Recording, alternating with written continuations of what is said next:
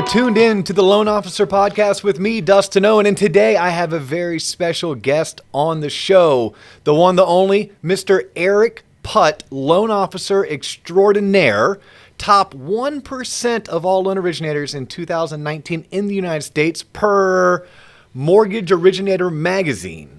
Eric, how you doing today? Good, man. How are you? I'm doing fantastic. Thanks for having me. Yeah, thanks for agreeing to come in on a Corona type of...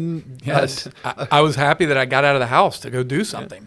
And if you're watching on YouTube, you will see that we have on our Corona protective gear with the spit catcher that goes right over the microphone. Yes. Perfect. So today's episode, typically this episode would be released with the sales professional or loan originator in mind. But here's the thing. Eric Putt is an expert in CP lending. CP stands for construction to permanent financing, correct? Correct. Typically a loan that a consumer would utilize to custom build a home. Well, this episode is going to be for our loan officers because I do want to dive deep into the topic with you, Eric, to discuss how it's originated, how it's sold, how a loan officer can use a CP loan as an extra tool in their tool belt to bring in incremental business. But growing up in Central Florida, I have a lot of friends who love to do things like hunt, boat, and own lots of land with a custom home built on it. So for the past 15 plus years, personally, I've had questions from said group of friends on how they can own their own home and have it custom built. Typically, it goes like this. Hey, D.O., I want to build a house. And I'm like, who's your builder? And they're like, I want to build a custom house. I'm like, oh, okay. So if that's just my small circle of friends, I can only imagine that people from Spokane to Key West and everywhere in between have questions about how one goes about custom building a home. We all know how to buy a home from a tract builder. It's pretty simple. You go, you write a contract, you pick out all of your upgrades, and then 9 to 10 months later, you close on your financing once your home is fully owned. Fully built. But I'm guessing a CP loan does not work that way. Works almost 180 degree different. Okay, right. So completely different. So you are going to listen to the Loan Officer Podcast today. We are going to interview Eric Putt. Eric Putt, one of the best in the business, is going to discuss how a CP or construction loan works when having a home custom built, both for the loan officers as well as the consumer who wants that custom built home. So Eric, I don't know if there's a particular tactic or avenue that you want to tackle first. Do you want to speak to the consumer first and then flip it back to the loan officer, or do you think it'll work better if we just kind of start talking about it and intertwine throughout? Probably the consumer side, just because I think you have to explain what it is first, and generally, at least an LO has this sort of concept of what it is. A lot of times it may be like nebulous, which is, do you know what that word means, by the way? I just learned that recently. Did you? Yeah. So I just was able to use that word. This concept, like, yeah, I kind of know it, but I can't really explain it, right? But the consumer, I think, has zero knowledge of it. So I think you start there. In your example, right, our friend that says, hey, I want to build a house. So you start there. Okay, well, do you own the land already? It's yes or no. And the answer is typically no. Typically no. Okay. Do you have a builder already? And the answer to that is typically no. And then the other side, they go, well, I'm going to build it myself, which our answer to that is no. Okay, but you've had the luxury, and I want to cover that real quick. You have the luxury of, you work for Waterstone Mortgage now, but you've been in the business for 15 plus years, so you've been able to stop at other mortgage loan originators or banks along your career. Has it ever been widely accepted to have a home self-built, or has it always been, if we do it on exception? On exception, and that's still even really tough. So that's called owner builder. Okay. Right? I myself, Dustin Owen, who's a mortgage professional, that's what you do for a living, you're going to go build your own home. That's called owner builder. No bueno. Yeah, just stay away from it, right? Correct. I mean, now, if you are a home builder yourself, that's what you do for a living, that's how you, earn your income, et cetera, well, then we can work with you there, because what are you going to go hire somebody else to build your own house? And that's what you do for a living. But yeah, if they say they want to build it themselves, that's a no, and it just doesn't happen. Okay. And that's as long as I've done this. You're right. But also, as long as I've done this, I cut my teeth on construction perm lending. My mom is a retired loan officer, and she was like the Volusia County builder queen. And so who else am I going to learn from? So I just stumbled into it that way. And as long as I've done it, it's interesting how so many people don't know about construction perm loans and what they are, how to do them, et cetera. So I think explain it first. If you go and you have a home built by a production builder, like you said, right? Pulte Homes, KB Home, Lennar, yep. Right? You name them, right? There's a million of them. That builder is building that house on their own dime, right? And they have, especially the big ones, right? Huge, deep pockets. These are publicly traded companies, investors, et cetera. Huge builder lines. They're building that on their own dime. Massive production. 250 homes in a community. Bam, bam, bam, it's bam. very assembly line. Yep. Right? They're building that on their own dime. They control it, et cetera, et cetera. You're just simply getting a mortgage loan at the end, just like you'd be getting a mortgage loan if you bought an existing home sale. So in the new construction world, that's called end loan financing, because it comes at the end. And that's most of us in the industry. That's what we do. That's what we do. And most of us as consumers, the loan that we obtained to purchase our home was an end loan. You got it. Okay. Yeah, the normal existing home sale, we don't refer to it as end loan, but that's what it is, right? So that's production building world. But then you have custom building world, or semi-custom. That builder does not want to use their own money to build the house for various reasons. It's not in their business model. They're not a publicly traded company. They're not a gigantic Uber company. They don't have several investors. They may not have builder lines, lines of credit, Yep. To build that. And it's custom. It's case by case. Each product is different. So who's going to build it then? If he's not building it or she's not building it on their own dime, they need us, the lender. So we are now financing the construction. And there's your main difference. You're using a lender's money to finance the actual construction of that home instead of just getting a loan at the end when it's done. So that's why it's called construction to perm, because it's almost like a two-part loan that's really one transaction, a construction phase and a permanent phase. Because I would guess if I'm a consumer and I'm custom building a home, well, first, it is possible I may own the lot. Right. But it's also possible that I don't own the lot, but I've maybe picked the lot out that I do want to build on, at which point I then need to go purchase that lot as well as start building the home on top of the lot that I'm sure you'll explain to us. Shit, I lost my train of thought. I totally lost my train of thought. I'll kick it back to you and let you take it from there. So I think to talk about if they own the land already or not. The beauty of a construction perm loan is if you do not own land already, that acquisition of that land can be included in our financing. Okay, so seller Joe wants to sell a piece of land for $100,000. Okay. And you want to build a house on that piece of land that's $100,000. You don't own it.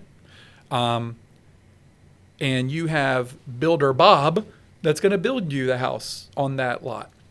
Builder Bob says he can build you a house for $300,000 on that lot that's $100,000. Okay. In that case right there, you'll come to, let's say, me or lender to get pre-approved for construction perm financing, meaning I can include the lot cost and the build cost all in one together as a total acquisition. Okay. And pre-approve you that way.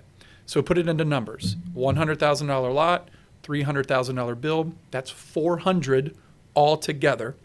Think of it like a total price in a sense. Yep. And now your down payment is based on that $400,000, et cetera. So you just acquired and bought that lot and also were able to build your house on the lot that you bought with our construction loan. So as a consumer, I can go find Joe. Joe has a $100,000 lot. I want Joe's lot. I can go find Bob.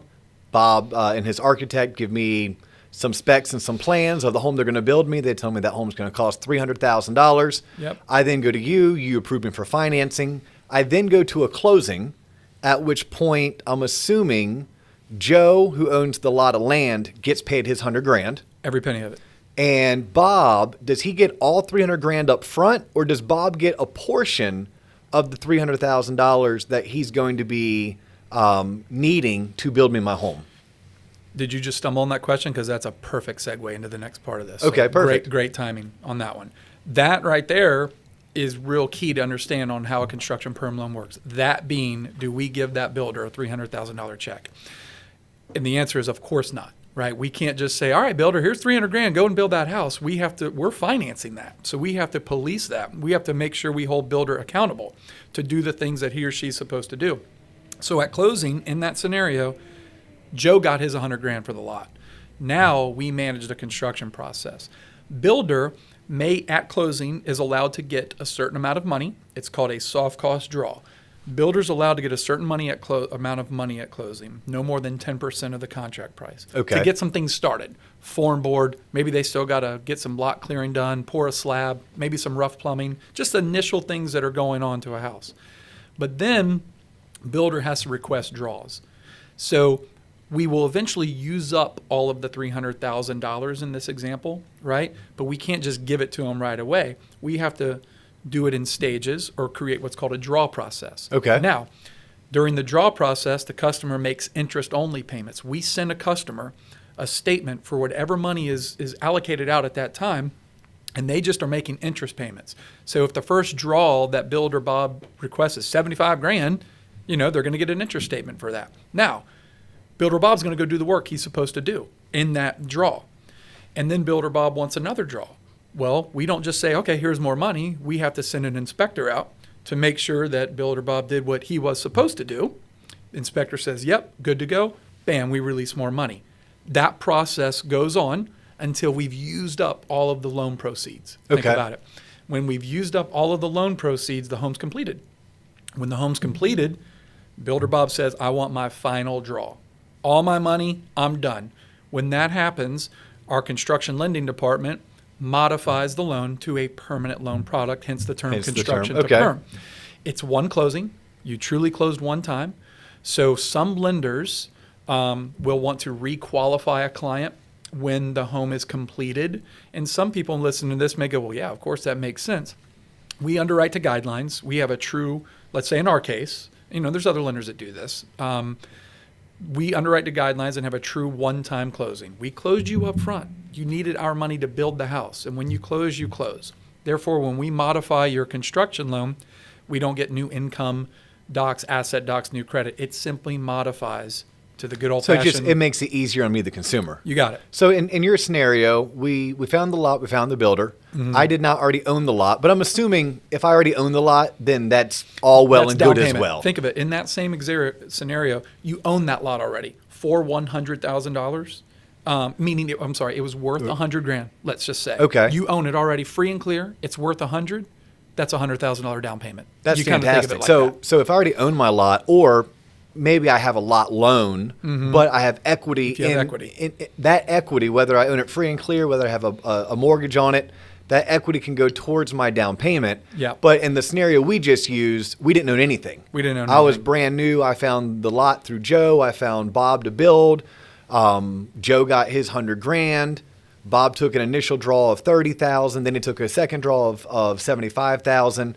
I'm only paying, if I'm hearing this correctly, on the money that's being used. Meaning, in the very beginning, it was $100,000 to buy the lot. It was $30,000 for the initial draw. Mm-hmm. So I'm only paying interest on the $130,000. You got it. And then a couple months later, maybe a $75,000 draw later, I'm now paying interest on $205,000. Right. And then $280,000. Then eventually, I'm gonna have my mortgage, and it's no longer interest only because the home's complete. I've moved in. And it's a $400,000 home. Maybe I just put 5% down. Can you even do that? Can you put 5% down? Well, yeah. I mean, we can. Okay. Air, Water, Stone Mortgage. I mean, not to have necessarily a plug for it, but have a plug for it. 5% down. No, but that's very important because that's one of the biggest questions throughout my career that I would receive is people are like, oh, I don't have $50,000 to go buy a lot outright. And you just taught me today, you don't have to own the lot outright. Or, oh, I don't have 20% to put down. You're telling me now 5%. 10 minutes before we started this podcast, it was, hey, you referred to me by so-and-so. Can you do less than 20% down on construction perm loans? Yes, we do 5%. So it's very standard, very common thing now that still banks, mainly banks, or other lenders may want a larger down payment for construction perm, whereas we, like for in our example, Waterstone Mortgage, we underwrite the guidelines, so it's allowed to 5% down. Yeah, so in a nutshell, there's two ways to buy new construction. There's buying it from a track builder. Track builder's not going to require this. Correct. A custom builder, maybe even a smaller, more boutique builder will, for various reasons that you've already covered. Yep. But I, as a consumer, can pick out a lot and purchase it, find a builder, have the builder do architectural plans to my specifications, and finance the builder building my home. You got it. So that at the end of the day, I have a home that is unique to me, that I got to choose exactly how it was laid out, but I didn't either have to pay cash for it or find a builder who had the bankroll that was required to build the home until I could obtain what you would call an end loan, or what I would call more traditional financing. That's exactly right. Okay, so that's more for the consumer, right? Yep. That is a consumer-based. That's the very generic nuts and bolts of how a CP or construction or permit financing works, or how do you finance a custom-built home. Now, if I'm a builder or a loan officer, let's go loan officer. Actually, can you spend 2 or 3 minutes? Why would a builder want to work with a lender who offered CP loans versus not knowing this was available? Or do most builders know that, hey, there's CP lending out there? Most builders know. Okay. But it doesn't mean as a salesperson that you should not put that in your one of your weapons to throw out there, because a construction perm loan is, we kind of uncovered here, who's it taking the risk off of now? It's off of the builder. The builder's not building that home with their own dime. We're now using it, which is why builders will love construction to perm financing. Now, that being said, who's construction perm financing helping? Custom or semi-custom builders, right? So most of them know that there's construction loans that are out there, but there's a ton of builders. I think it's one thing that people are surprised. If you actually go and start Google searching builders, there's going to be so many Google more thing, huh? Yeah, get on that Google machine and go to town. There's so many more builders out there, I guarantee you, that you even knew existed. And so, who's to say that there's not some outlying areas that say, yeah, you know what, I build some specs on my own dime and people get financing. Well, I'll tell you what, do you think you could build a couple more if I were able to provide the financing for it instead of some specs? Oh, well, yeah. So there you go. So that's, that kind of. Well, I think I teed that one up because I remember somewhere throughout my career hearing stories from originators like yourself that you had a builder client who was looking to build 8 to 10 homes, and they were financing. Everything was self-financed, but they didn't want to stay stuck in that 8 to 10 homes a year. They wanted to get up to a couple dozen or even 3 dozen homes a year, and it was utilizing CP financing that allowed the builder to say, oh, wait a minute, their line of credit would only allow 8 to 10. They could still use their line of credit for things like building spec homes. Yep. But they could also have another 8 to 10 going using banks financing that the consumer went and qualified for. Right. Perfect. Now, okay, so for our loan officer friends that are tuned in and listening, why should they entertain understanding CP financing, and then how would they go attack it in order to help close 4 to 6 additional transactions a year? Well, you just answered your first question, because you can close an additional 4 to 6 transactions, if not more, right? Duh. But no, that's exactly it. What do we talk about all the time when we talk about new programs that come out and stuff? What are they? Oftentimes they are door openers, maybe, right? And so this is. Remember Select Smart when that came out? Not to go down that road, but we had that program. It was a door opener, yet it helped a ton of people. That program. It was kind of twofold, right? Like the program was awesome for those that qualified, but it opened so many doors too for maybe new relationships. Construction lending's like that.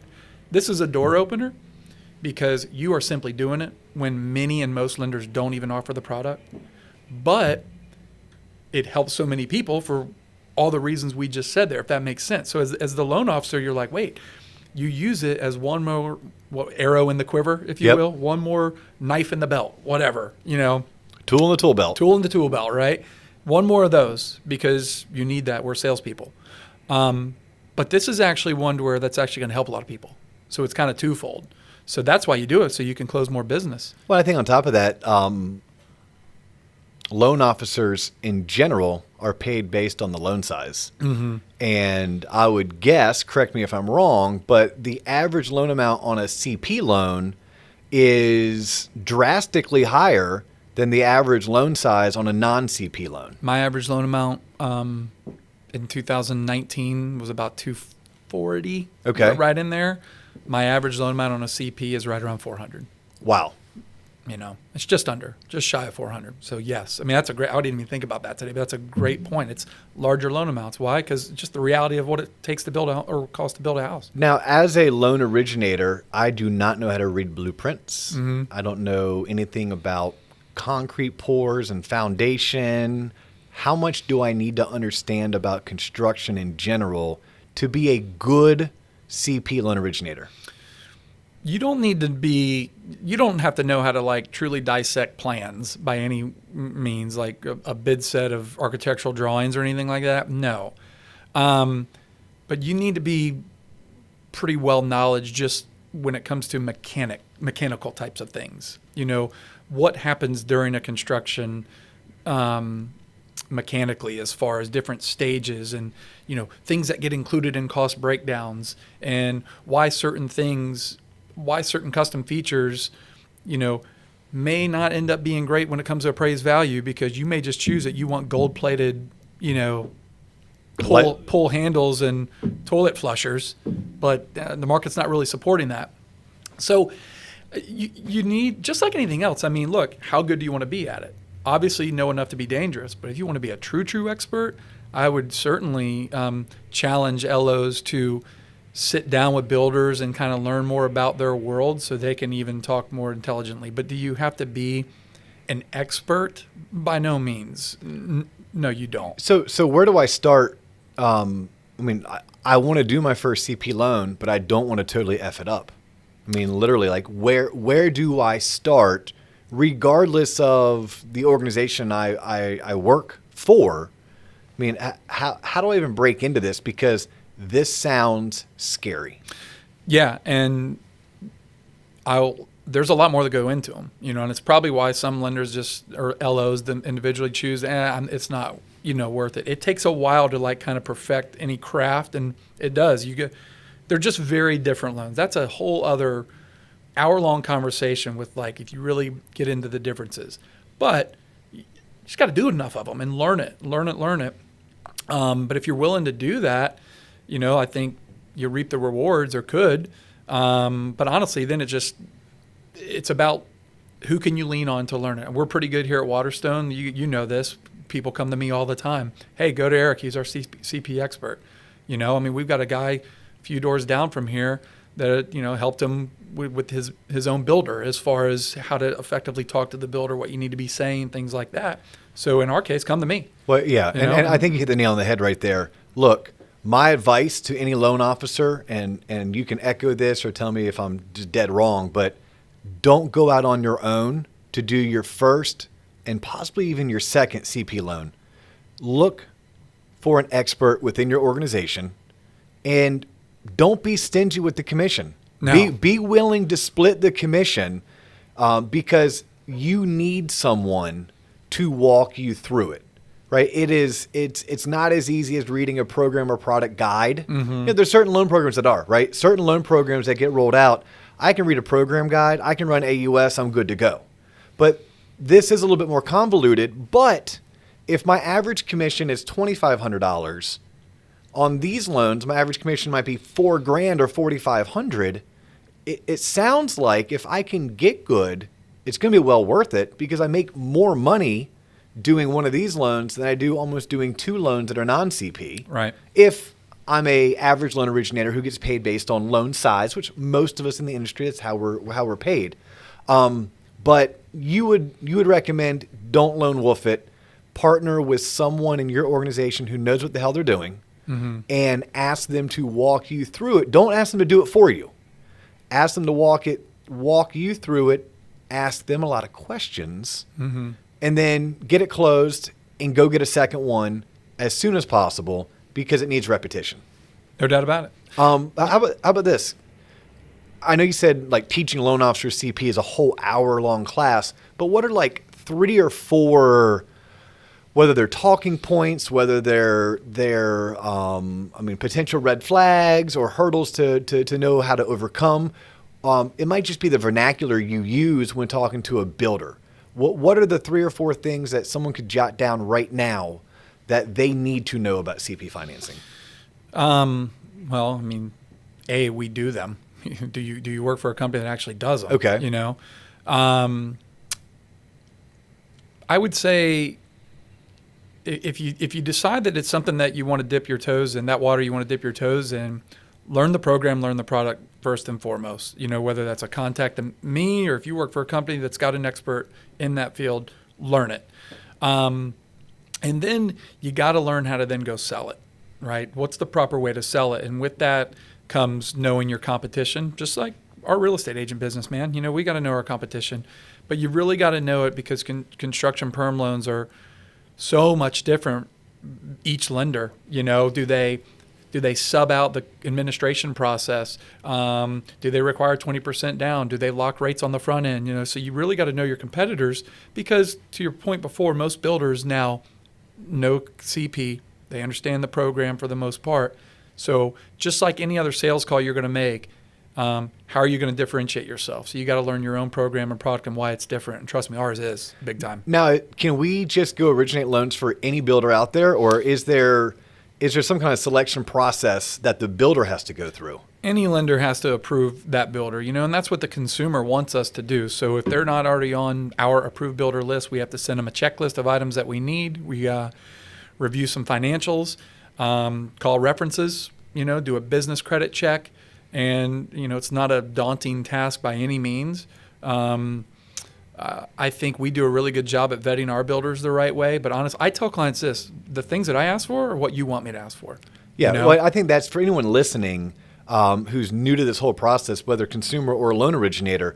I think that's one of the first things they should recognize and understand that, hey, first, we have to get the builder approved. Mm-hmm. Consumer, you want us going through a builder approval process because the last thing the consumer wants is to own this lot and have a half-built home that they're now paying interest on. Oh, yeah. And the builder goes AWOL. Oh, which happened many times back in the Wild Wild West days. Yeah, which we don't want it as a lender, but I would guess that as a lender, our bankroll is slightly larger than our consumer's bankroll. Correct. So we might be able to swallow that $200,000 kick to the gut, but that could bankrupt any consumer who now owns a lot with a half-built home on it. Yeah.